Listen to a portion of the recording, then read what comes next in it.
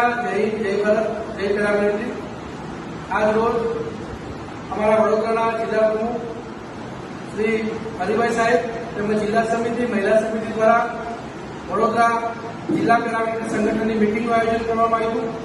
મીટિંગનો ઉદ્દેશ 2-2.5 વર્ષ 3 વર્ષથી સરકારમાં જે આર્મી સેનાને સન્માન મળે છે તે પેરામિલિટરીના જવાનો કે શહીદ પરિવાર નિવૃત્ત જવાનો મળવો જોઈએ, સંપર્ક સુવિધા મળવી જોઈએ, એના માટે ખૂબ પ્રયાસો કરવામાં આવે છે, પણ સરકાર હજુ પણ ગંભીરતા નથી દાખવી રહી। તેથી આવનાર સમયમાં આપણા જે દેશની આન બાન શાન માટે, તિરંગાની આન બાન શાન માટે પોતાનું સર્વોચ્ચ યોગદાન આપતા હોય એવા આપણા પેરામિલિટરીના જવાનો માટે એટલીસ્ટ જે સેનાના દેશ એક છે, રાષ્ટ્ર એક છે, તો બંનેને સમાન સુવિધા હોવી જોઈએ। તો એ સરકાર આજે કેન્દ્રમાં પણ બીજેપી સરકાર અને રાજ્યમાં પણ બીજેપી સરકાર છતાં પણ જો આ સરકાર પેરામિલિટરી જવાનો માટે સમાન સુવિધા હક ના આપે તો સરકાર માટે કલંકરૂપ છે।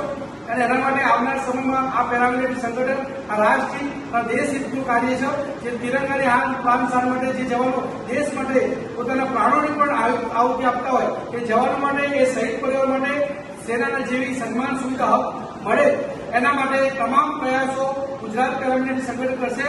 અને આવનાર સમયમાં કોઈ પણ જાતનું અનુશાસન નિયમ જે કહેવાય, કોઈ પણ જાતની ભારતની સંપત્તિનું નુકસાન ના થાય એવી રીતે ગુજરાત પેરામિલિટરી સંગઠન કાર્યક્રમ કરશે। પણ કદાચ આ પેરામિલિટરી સંગઠન રાજનીતિમાં જવા નથી માંગતા, પણ આજે અહીંયા જે વડોદરાની સમિતિમાં નક્કી કરવામાં આવ્યું છે તો જો સરકાર આપણી વાત ના માને તો વિધાનસભા હોય કે લોકસભા હોય તમામ જગ્યાએ પોતાની વાત રજૂ કરવા માટે કદાચ રાજનીતિનો રસ્તો પણ અપનાવવો પડે।